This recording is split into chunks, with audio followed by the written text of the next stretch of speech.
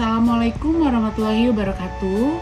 Saya Gina Pramesti Regita Cahyani dengan NIM 289205005 dari Fakultas Ekonomi dan Bisnis Prodi Manajemen di Universitas Pancasakti Bekasi.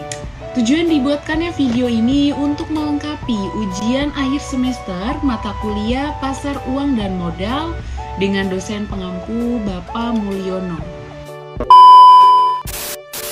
Baik, langsung saja kita masuk ke materi. Di sini saya akan sedikit membahas materi tentang manajemen pasar modal syariah. Yang pertama di sini ada pengertian modal syariah. Nah, pasar modal syariah merupakan kegiatan yang bersangkutan dengan penawaran umum dan perdagangan efek.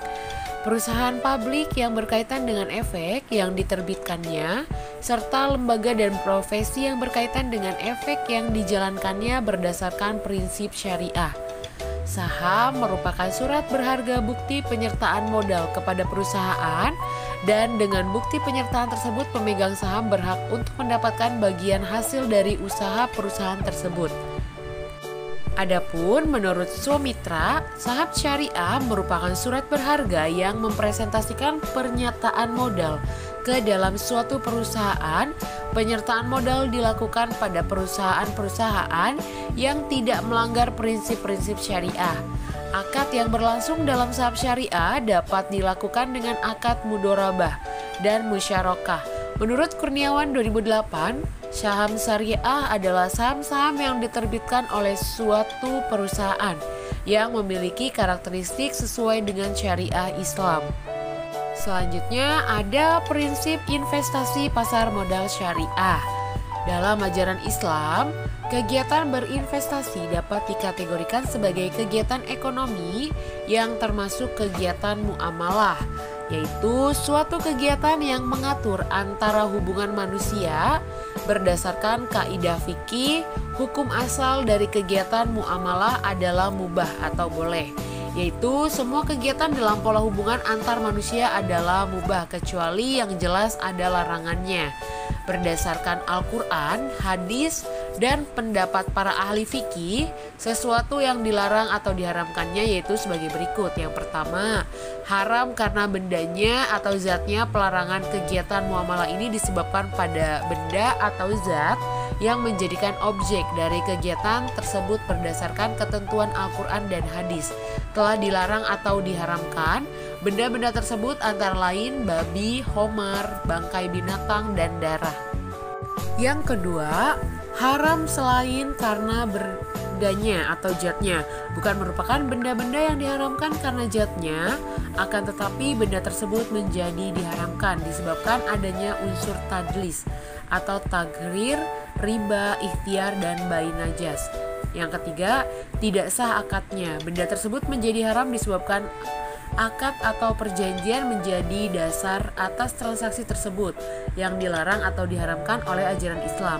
Akad artinya perikatan atau perjanjian atau pemufakatan. Selanjutnya di sini ada kegiatan investasi pasar uang modal berbentuk jenis usaha. Yang pertama, usaha perjudian atau permainan yang tergolong judi atau perdagangan yang dilarang. Yang kedua, lembaga keuangan konvensional termasuk perbankan asuransi konvensional. Yang ketiga, produsen, distributor, serta perdagangan makanan dan minuman haram. Yang keempat, produsen, distributor, atau penyedia barang jasa yang merusak moral dan bersifat modorot. Selanjutnya ada juga kegiatan investasi pasar uang modal menurut jenis transaksi. Najsi yaitu melakukan penawaran palsu atau bai al-madun, yaitu melakukan penjualan terhadap barang atau efek syariah yang belum dimiliki atau short selling. Yang kedua, insider trading, yaitu menggunakan informasi orang untuk memperoleh keuntungan atas transaksi yang dilarang, menimbulkan informasi yang menyesatkan. Lanjut yang ketiga ada margin trading, yaitu melakukan transaksi atas efek syariah dengan fasilitas pinjaman berbasis bunga atas kewajiban penyelesaian pembelian syariah. Yang keempat, ikhtiar atau penimbunan, yaitu melakukan pembelian atau pengumpulan suatu efek syariah untuk menyebabkan perubahan harga efek syariah dengan tujuan mempengaruhi pihak dan transaksi-transaksi lain mengandung unsur-unsur tersebut. Selanjutnya ada juga fungsi pasar modal syariah. Yang pertama, memungkinkan bagi masyarakat berpartisipasi dalam kegiatan bisnis dengan memperoleh bagian dari keuntungan dan resikonya. Yang kedua, memungkinkan para pemegang saham menjual sahamnya untuk mendapatkan likuiditas. Yang ketiga, memungkinkan perusahaan meningkatkan modal dari luar untuk membangun dan mengembangkan lini produksinya. Yang keempat, memisahkan operasi kegiatan bisnis dari fluktuasi jangka pendek pada harga saham yang merupakan ciri umum pada pasar modal konvensional. Dan yang terakhir, memungkinkan investasi pada ekonomi itu ditentukan oleh kinerja kegiatan bisnis sebagaimana tercermin pada harga saham. Selain fungsi, ada juga ciri-ciri pasar modal syariah. Yang pertama, semua saham harus diperjualbelikan pada bursa efek. Yang kedua, bursa perlu mempersiapkan pasca perdagangan, yaitu saham dapat diperjualbelikan melalui pialang. Yang ketiga, semua perusahaan yang mempunyai saham yang dapat diperjualbelikan di bursa efek diminta menyampaikan informasi tentang perhitungan akun keuntungan dan kerugian serta neraca keuntungan kepada Komite Manajemen Bursa Efek dengan jarak tidak lebih dari 3 bulan. Yang keempat, Komite Manajemen menerapkan harga saham tertinggi tiap-tiap perusahaan dengan interval tidak lebih dari 3 bulan. Yang kelima, saham tidak boleh diperjualbelikan dengan harga lebih tinggi dari harga saham.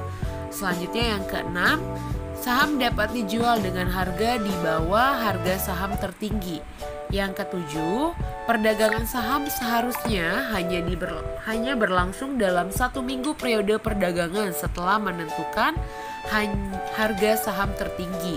Dan yang terakhir, perusahaan hanya dapat menerbitkan saham baru dalam periode perdagangan dengan harga saham tertinggi.